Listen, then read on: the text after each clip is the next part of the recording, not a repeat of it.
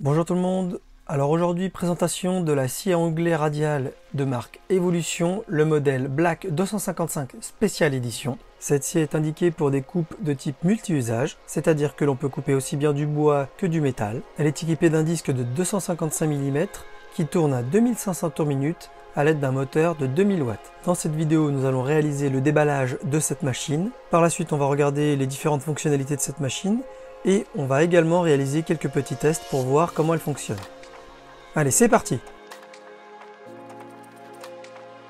Avant toute chose, je tiens à préciser que cette vidéo ne correspond pas à un placement de produit. Cette machine a été achetée à des fins personnelles.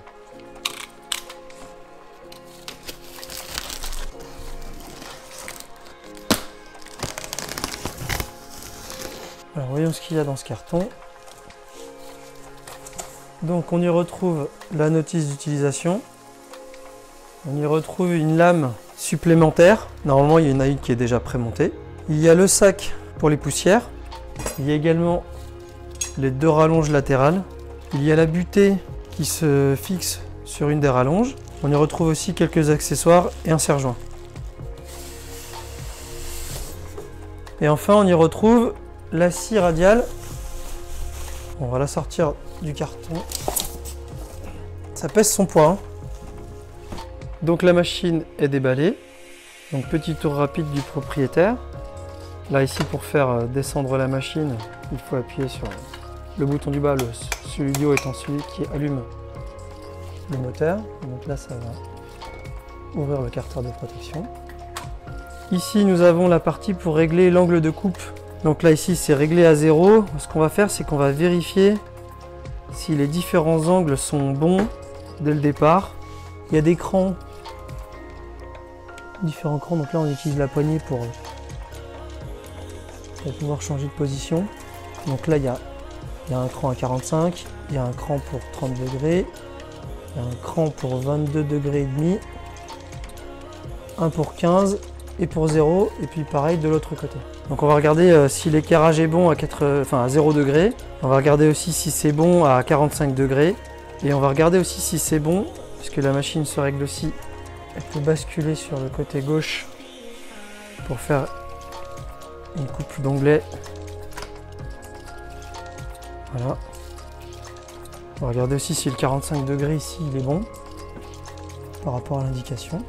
J'ai réglé une fausse équerre à 45 degrés pile poil. On va regarder ici si l'équerrage il est bon. Déjà c'est bien plat entre là et là-bas. Et ici, dès le déballage, on n'a pas de mauvaise surprise, c'est déjà bien réglé dans ce sens-là, à 45 degrés. Donc là, on va regarder si c'est à 45 degrés aussi, dans ce sens. Donc on va regarder si c'est aligné à 45 degrés. Donc là, le petit jour correspond au bois qui touche au bout. Mais sinon c'est parfaitement aligné. Donc le 45 degrés de ce côté là est bon. On va regarder de l'autre côté donc. Le bois il touche.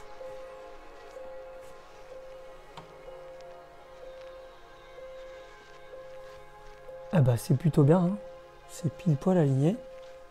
Et maintenant on va regarder si le 90 degrés bon. Avant, on va peut-être regarder si c'est bien aligné. Donc là, c'est parfait. Et donc pour le 90, alors, qu'est-ce que ça dit? Bon, là, on voit que c'est parfaitement aligné. Du début jusqu'au bout. C'est bon. Donc l'équerrage à 90, c'est bon. Les angles à 45 degrés, ils sont tous corrects. Donc là, dès le déballage, il n'y a pas besoin de faire de réglage à ce niveau-là sur cette machine. Donc là, on est passé au montage de tous les accessoires. Donc là, pour serrer, donc il y a une seule vis qui maintient l'ensemble et la butée. Donc par contre, si on veut retirer la butée, il faut redémonter tout. C'est un peu dommage, mais c'est pas grave. La butée, elle tient bien. Ça va. Donc le montage du serre-joint, il y a une partie qui est plate, qui va du côté de la vis.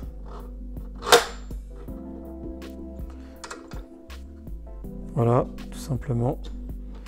Donc là on a trouvé un rangement pour la clé Allen pour le remplacement du disque. Donc ça, bon, ça bouge, ça se serre, ça se règle.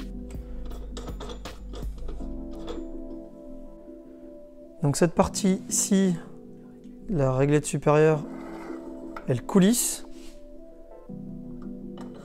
Par contre, il faudra faire très attention lors de la coupe. Donc la vis de serrage, elle est derrière. Et alors comme je le dis, là à 90, ok, ça posera pas de problème.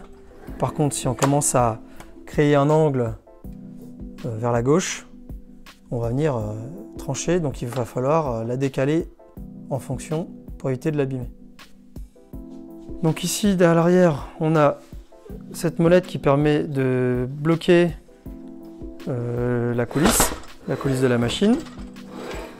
Ici, ça c'est ce qui permet de la bloquer complètement lorsqu'on veut la ranger. Voilà, donc là c'est verrouillé pour le stockage, elle reste comme ça. Là ici on a une vis qui permet de régler le blocage en profondeur pour la coupe et du coup on peut faire juste une rainure si on veut. Et donc là ça va venir taper ici et donc la lame ne va pas aller jusqu'en bas. Donc une remarque par rapport à cette vis qui permet le réglage pour faire des rainures, il n'y a pas de réglage métrique. On ne peut pas savoir la profondeur comme ça juste en réglant la vis. Ici on a cette petite manette qui permet de faire la coupe jusqu'au bout direct. Donc si on fait un réglage pour faire une rainure, ça vient buter dessus. Si on l'ouvre, on va jusqu'au bout. Donc à l'arrière, on a cette manette donc, qui permet de déverrouiller pour pouvoir pencher la machine pour les coupes en biais. Et on a une butée supplémentaire ici qui va permettre de régler, en fait c'est une butée qui va régler à 33,9 degrés, ce qui correspond aux coupes d'angle pour des corniches. Donc c'est un pré-réglage quoi. Il y en a l'indication ici au niveau de la graduation, 33,9, ça viendra se positionner pile poil dessus. Ici là on a le petit laser, le bouton d'allumage du laser qui se trouve juste au-dessus. Et donc ce petit laser, il est préconisé de bien vérifier le réglage avant l'utilisation, donc on va vérifier le réglage de ce laser là. Donc là on va allumer le laser.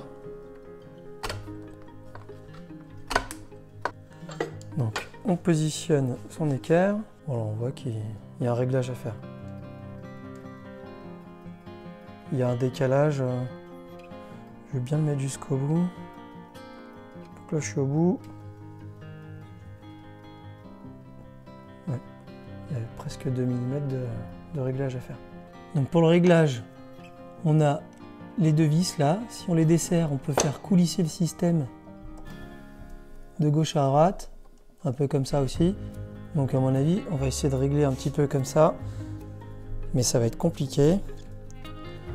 Et je pense que le mieux est de réussir à intercaler des petites rondelles en plus pour créer une épaisseur pour pouvoir faire un alignement parfait. Donc vraiment c'est assez fastidieux pour le réglage. Donc il faut faire toucher les pointes de tungstène à son équerre. Voilà, pile poil. Et on va régler le laser comme ça. Donc là, on a fait le réglage du laser. Pour réussir à le régler à peu près correctement, il a fallu mettre une petite rondelle d'un côté et une un peu plus épaisse de l'autre. Donc là, ça va, on a un réglage pas trop mal. C'est pas parfait, mais c'est déjà bien. Donc le montage du sac à poussière, voilà, c'est juste une pincette qui tient. Mais bon, ça ne doit pas être terrible au niveau utilisation. Il y a une fermeture éclair pour le vider, mais le mieux c'est de vraiment y connecter un aspirateur. On va donc essayer d'utiliser cette machine.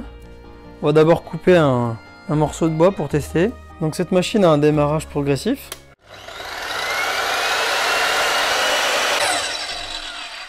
et l'arrêt est assez rapide, donc c'est plutôt bien. Et elle tourne à 2500 tours minute. Pour la coupe de ce gros bout de bois, pas de souci particulier, la coupe c'est parfaitement réalisée. Ce disque multimatériaux permet de bien couper du bois sans problème. Par contre, concernant la qualité de la coupe, ça ne vaut pas une lame spécifique pour du bois. Il y a quand même pas mal de petits éclats dus à ce disque. Concernant la coupe dans le métal, donc nous avons fait cet essai avec un tube carré en métal ferreux de 3 mm d'épaisseur. La coupe s'effectue sans aucun problème. On remarque surtout que cette coupe ne génère presque pas d'étincelles. Par contre, elle génère énormément de petits copeaux métalliques qui sautillent dans tous les sens. Alors un avantage, c'est que le métal est à peine chaud après la coupe. Et un autre avantage, c'est aussi le petit carter qui se trouve juste derrière qui évite la projection de copeaux vers l'arrière de la machine. Bon, par contre, ça ne va pas empêcher d'en avoir vraiment un peu partout.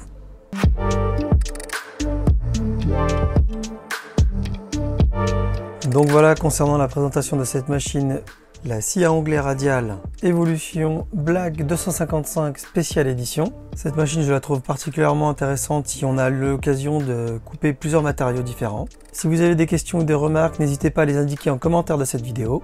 En tout cas, j'espère que cette vidéo vous a plu. N'hésitez pas à mettre un pouce levé si c'est le cas. Et n'oubliez pas de vous abonner à ma chaîne. Au revoir.